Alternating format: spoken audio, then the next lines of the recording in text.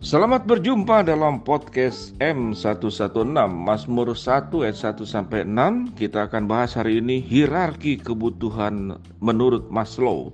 Hierarki kebutuhan menurut Maslow. Psikolog Abraham Maslow merumuskan teori motivasi manusia berdasarkan gagasan bahwa ada hierarki kebutuhan manusia. Hierarki kebutuhan Maslow terdiri dari 5 tingkat kebutuhan manusia yang diperingkat menurut tingkat kepentingan, mulai dari kebutuhan yang paling rendah atau biogenik hingga kebutuhan paling tinggi yaitu psikogenik. Teori ini menyatakan bahwa individu berusaha untuk memenuhi kebutuhan tingkat yang lebih rendah sebelum kebutuhan tingkat yang lebih tinggi. Tingkat kebutuhan terendah yang tidak terpuaskan memotivasi perilaku seseorang. Ketika kebutuhan ini terpenuhi dengan cukup baik, individu termotivasi untuk memenuhi kebutuhan di tingkat hierarki berikutnya. Ketika kebutuhan itu terpenuhi, kebutuhan di tingkat berikutnya adalah motivator utama seseorang dan seterusnya. Yang pertama adalah kebutuhan fisiologis atau physiological needs. Menurut Maslow, kebutuhan fisiologis adalah tingkat pertama dan paling dasar dari kebutuhan manusia. Kebutuhan utama ini yang diperlukan untuk mempertahankan kehidupan biologis, termasuk makanan, air, udara, tempat tinggal, pakaian, dan seks, serta semua kebutuhan biogenik. Yang kedua, kebutuhan keamanan atau safety needs.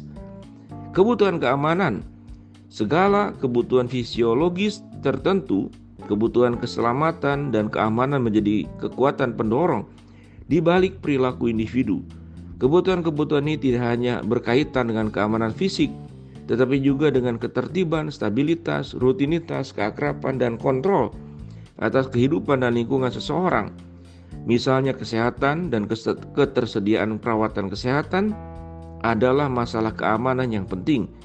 Rekening, tabungan, polis asuransi, pendidikan, dan pelatihan kejuruan adalah segala cara yang digunakan individu untuk memenuhi kebutuhan keamanan. Yang berikut adalah kebutuhan sosial atau social needs. Tingkat ketiga hierarki Maslow terdiri dari kebutuhan sosial seperti cinta, kasih sayang, kepemilikan, dan penerimaan. Yang berikut adalah kebutuhan ego atau egoistic needs. Ketika kebutuhan sosial kurang lebih terpenuhi, tingkat keempat hierarki Maslow menjadi operatif. Tingkat ini mencakup kebutuhan egoistik, yaitu 1.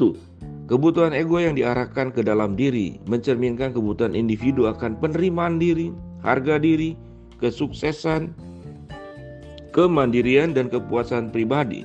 Yang kedua, kebutuhan ego yang diarahkan keluar, termasuk kebutuhan untuk gengsi, reputasi, status, dan pengakuan dari orang lain. Dan yang terakhir adalah kebutuhan aktualisasi diri atau self-actualization needs. Menurut Maslow, jika orang sudah cukup memenuhi kebutuhan ego mereka pindah ke tingkat kelima.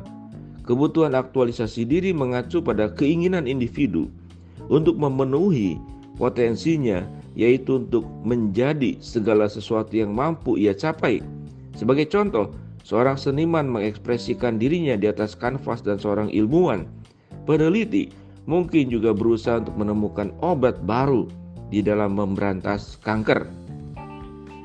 Sahabat M116, ini berbicara tentang pengetahuan kita tentang manusia, 5 tingkatan. Kebutuhan fisiologis, kebutuhan rasa aman, kebutuhan akan sosial, kebutuhan akan ego, dan kebutuhan akan aktualisasi diri. Ini adalah hal-hal yang memang perlu dikuasai dalam memahami manusia. Sehingga kalau ada kemudian dalam diri manusia itu hal-hal yang baik, itu karena pemahaman kita tentang tingkatan kebutuhan manusia itu kita sudah mengerti.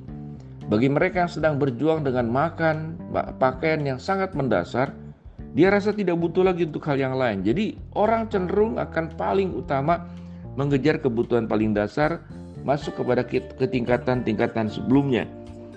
Buat mereka yang sudah masuk ke ego needs atau aktualisasi diri, artinya makan sudah tercukupi, makan pakaian, keamanan sudah tercukupi, mereka punya teman, mereka punya sahabat. Itu disebut social needs ya. Kemudian aktualisasi diri. Nah, aktualisasi diri ini udah tingkatannya kepada prestasi. Untuk passion, untuk bakat, untuk kemampuan yang dipunyanya, itu berada di tingkatan yang paling atas. Sehingga calon presiden kita yang akan terpilih, yang sudah ditetapkan oleh MK, itu kan ada bagaimana memperjuangkan menghilangkan stunting, kekurangan gizi. Supaya bagaimana? Supaya kualitas manusia Indonesia itu memiliki tingkatan yang tinggi. Jadi kesejahteraan yang bawah itu ada kait-mengaitnya dengan apa? Kecerdasan. Kecerdasan manusia di satu negara itu ditentukan sebetulnya oleh 5 tingkatan daripada hierarki kebutuhan menurut Maslow. Di atas semuanya itu, yang paling utama yang mengikat semuanya itu, kebutuhan ini semua akan bertumbuh dengan baik tatkala kemudian Tuhan menjadi sentral, firman Tuhan menjadi pusat di dalam proses pertumbuhan hierarki daripada kebutuhan Maslow. Sehingga sewaktu seseorang itu menjadi pandai, menjadi cerdas, menjadi punya kemampuan beraktualisasi diri, itu dilakukannya dengan benar. Tetapi kalau tidak ada tiang penopang untuk 5 kebutuhan tingkatan ini, maka akan sangat berbahaya. Bisa disalahgunakan, bisa di dalam aktualisasi dirinya. Itu demi kepentingan, baik dalam politik, baik dalam ekonomi, baik dalam sosial, baik juga di dalam semua aspek yang ada. Jadi manusia baru menurut Alkitab adalah manusia yang sudah diperbaharui menurut karakter-karakter Kristus. Dia menjadi manusia yang tidak hanya berakar, bertumbuh, tapi juga berbuah. Shalom, sahabat M116, kita akan terus belajar untuk topik-topik yang lain. Podcast M116.